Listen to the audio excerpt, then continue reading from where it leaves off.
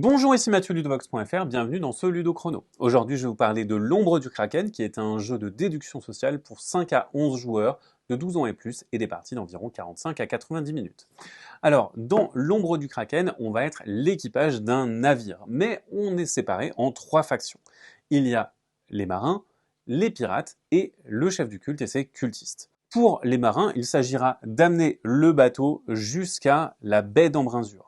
Si jamais vous êtes pirate, eh bien vous essayez d'amener le même bateau dans la crique écarlate. Et alors vous aurez immédiatement gagné la partie. Si jamais vous êtes le chef du culte ou les cultistes, eh bien vous essayez d'aller droit dans la gueule du Kraken, parce que vous êtes des adorateurs du Kraken.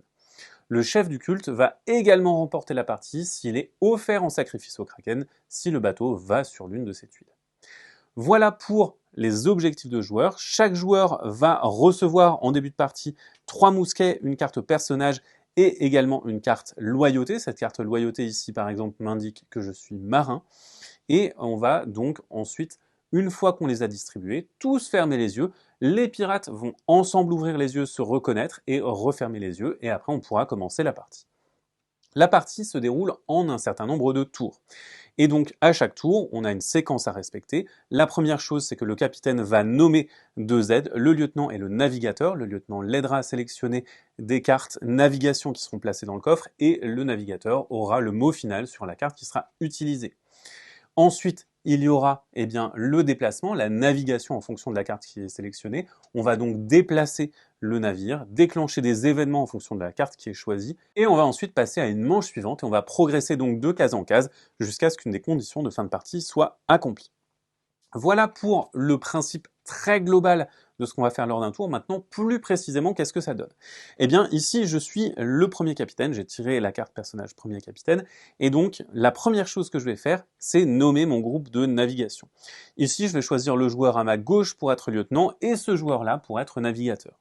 Une fois que j'ai fait ça, eh bien, on va passer à la phase de preuve de loyauté. On a tous des mousquets en début de partie. On va en sélectionner un certain nombre, les placer notre point au centre de la table, révéler les mousquets qu'on a en main, et en fonction du nombre de joueurs, on peut ou non déclencher une mutinerie en fonction du nombre de mousquets révélés. À 5 joueurs, il faut 3 mousquets collectivement révélés pour déclencher une mutinerie. S'il y en a moins, eh bien, on récupère nos mousquets, on procède à la navigation. Si en revanche il y a 3 mousquets ou plus, le joueur qui a placé le plus de mousquets va devenir capitaine.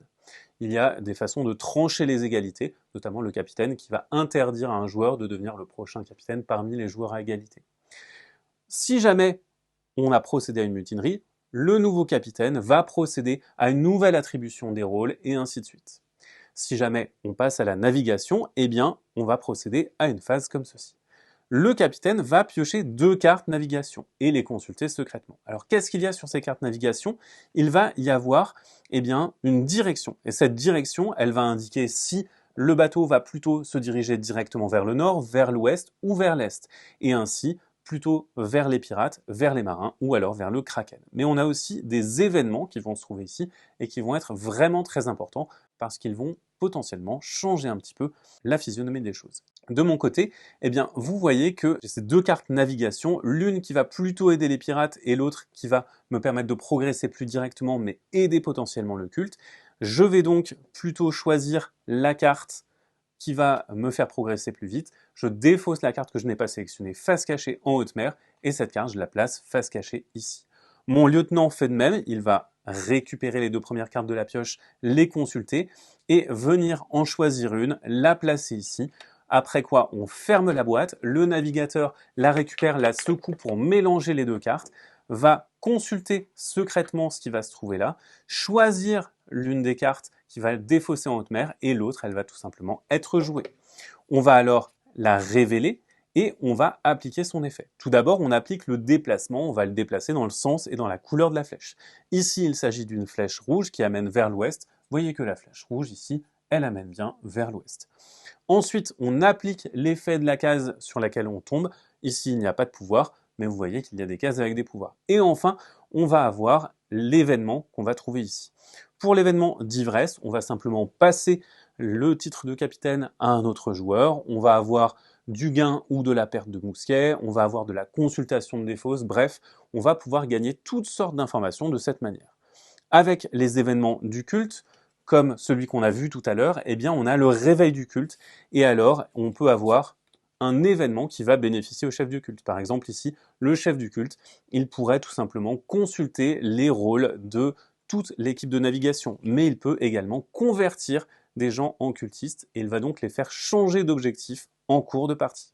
Une fois qu'on a effectué la navigation, en fonction du nombre de joueurs, on va distribuer un certain nombre de tuiles quartier libre à 5 joueurs. C'est le joueur navigateur qui ne pourra pas faire partie de l'équipe de navigation lors du prochain tour.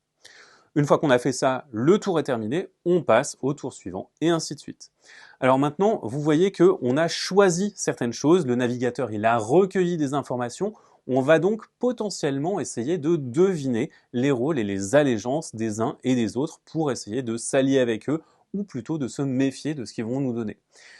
Mais on va avoir des choses qui vont nous aider à être un petit peu plus sûr. Par exemple, si jamais on parvient sur l'une de ces cases avec une loupe, le capitaine va effectuer une fouille, il va pouvoir choisir une carte allégeance d'un joueur et la consulter secrètement.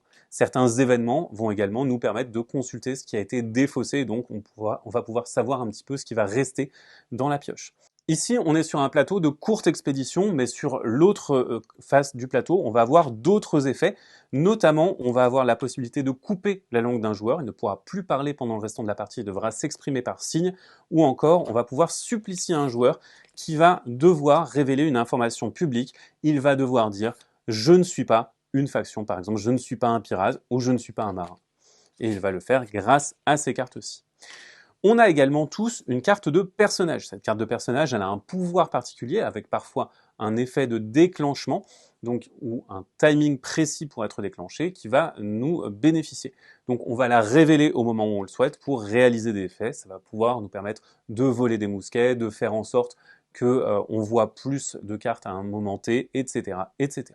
La partie avançant, on peut avoir de plus en plus de certitude quant à qui est qui, sachant que le chef de culte, lui, il va pouvoir changer les allégeances parce qu'il va tout simplement convertir des gens au culte sur le bateau.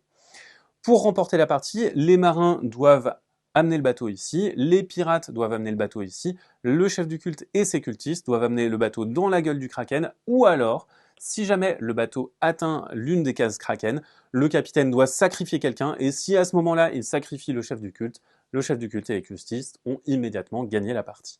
Attention, si jamais vous êtes éliminé de cette manière-là, mais que vous n'êtes pas le chef du culte, vous restez silencieux, vous ne révélez rien, la partie continue sans vous, mais vous voyez qu'on est quasiment à la fin de la partie.